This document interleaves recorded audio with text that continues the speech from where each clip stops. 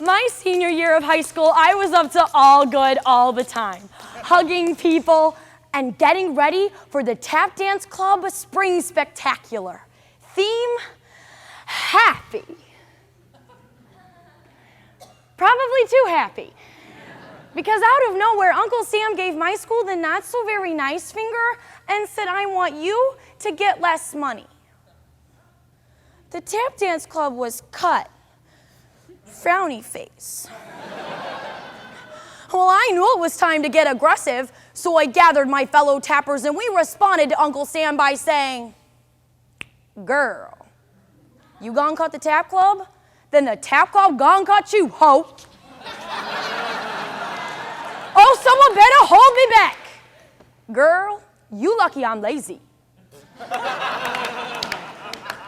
So we started all school spirit clubbings, tapping into the school's secret files, herding puppies, and I became Gangsta Tap Steffi.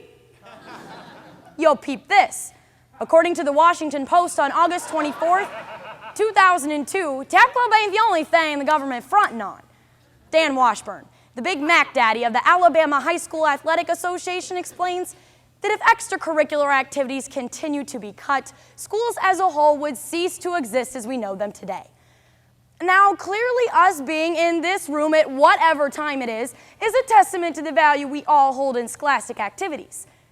Therefore, to better understand why I'm wearing tap shoes, we must first tap into some causes. Next, step ball change into some effects before finally tapping that ass. Raise your hand if you saw that one coming. So y'all better dance. Whee! Alrighty, to avoid vicious ridicule, we're gonna put Gangsta Tap Steffi aside and get back to my roots of really, really white Steffi. Because even really, really white Steffi has the hookup to the causes, which include budget cuts and lack of community interest.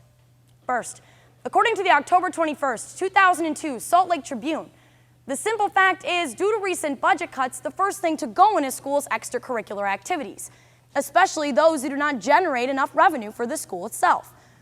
Programs such as the Asian Mathematicians, the Gay Black Jewish Republicans for the Environment, and damn, Drunks Against Mad Mothers. As compared with like football, which just brings in tons of money and, oh, I'm sorry. Speech tournament, right.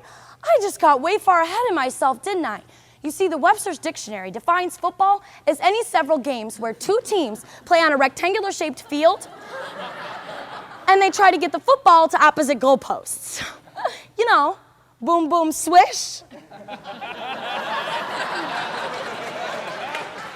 You all know swish. However, it's sports teams that can't break even that are in trouble too. According to the Edmonton Sun, on May 12, 2002, the skills learned on the sports field of working with others and understanding a person's differences in order to accomplish a job are skills that can be carried on later in life. Take speech, for example. When you become old and bitter, you can tell the person sitting next to you just how much you hate them. But be courteous enough to give them an internal preview. And then punch them in the throat. Second, lack of community interest is crippling the continuation of extracurriculars. And if this crippling doesn't stop, the ghost of Christmas future is going to show us when Bob Cratchit buries his son. Extracurricular Tim.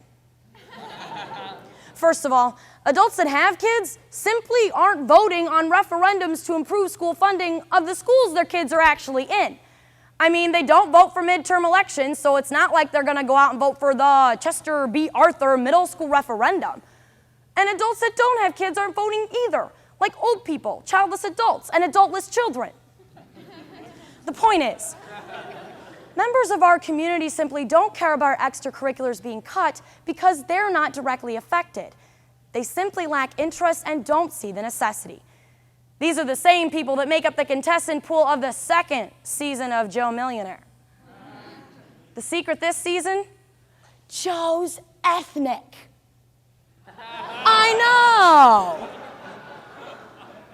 Simple, sweet, effective, transitionary, effects, 2, less student engagement, and poor use of free time. First, Less student engagement will occur in the classroom without extracurriculars to reinforce the education. This causes an eruption of boredom to erupt from the volcano of blah found on the island of, I don't know. But the stress release provided from extracurricular activities creates an eruption of fun lava found on the volcano of Chimchimchari. We just need to separate the good lava from the bad lava. The good lava of extracurricular activities provides a release from the 8 hours of classes students have in each day. According to the Parliamentary Brief Education Special on November 1st, 2002, taking part in activities outside of the curriculum helps to improve a student's confidence, motivation, and self-esteem, all of which are vitally important to a child's academic performance. The British and their special parliamentary briefs. Now the bad lava. Without the stress release provided from extracurricular activities, things like grades, annual assessment tests, and dropout rates will be affected. In fact, according to the Houston Chronicle on October 3rd, 2002, the Department of Health and Human Services reports that students who don't participate in extracurriculars are 57% more likely to drop out of school. I mean, when they cut Key Club, I was like, great, guess I ain't getting into college this year. I'm 40. But then I picked up a copy of the New York Times on November 15th, 2002, and I read that students in New Hampshire who participated in extracurriculars did way better on annual assessment tests than those who did not.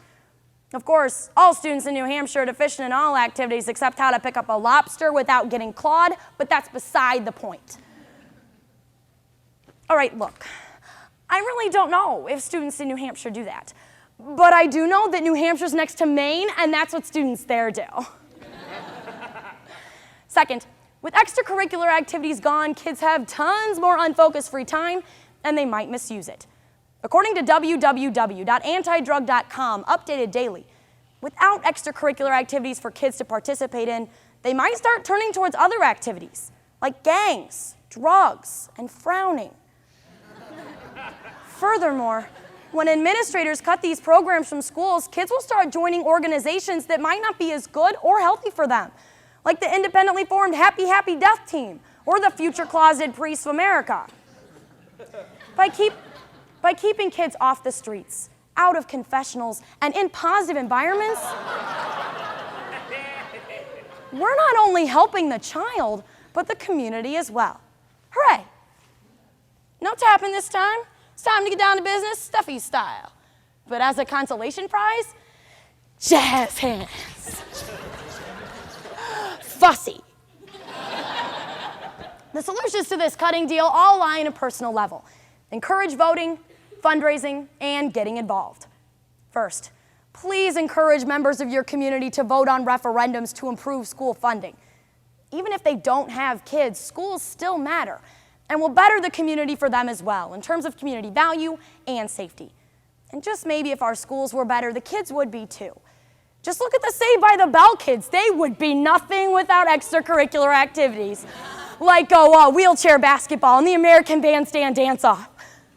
Oh my gosh, Jeremy, do you remember that one? Hang on a minute. Do you remember that one time when Zach found out he was part Indian and he got that feather from Chief Joseph? Yeah. One word, inspirational. Next, fundraising. Now, I realize that there are booster clubs and organizations out there already raising money, but let's form new ones. Be creative here, people. By donating our time and money to local organizations, we're not only helping the child, but the community as well. According to the Buffalo Times, on October 19th, 2002, schools should be able to rely on members of the community and graduates of the program to help. So go to a local school in your area, as opposed to a local school in Japan, and find out who you can make the check out to. And while you're at it, it wouldn't take any more effort to make another check out to the cute girl standing in front of the room. What? You don't like that? What? Don't make me take off my shoe. Look at me, I'm so walking over here right now. Oh my gosh, do not make me take off my shoe. Look what you made me do. You just made me take off my shoe. You know it has been a long day at Nationals, and now this big room all stank. Shit.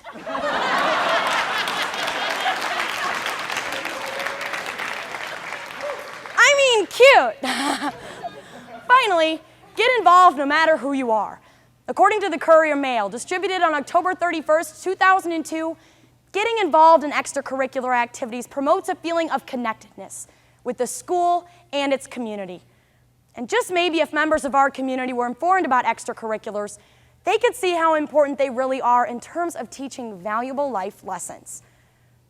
So today, we have attended the tap dance recital of Causes Effect Solutions Spring Spectacular. Well, after the tap dance club got cut, I decided not to cut the hose, but to actually turn it into something to tap about. So I formed the Intramural Tap Dance Club, and oh my gosh, we do everything. Local tap shows, tap camp, and we even inform members of our community just how important tapping really is. And that, my friends, is so something to tap about.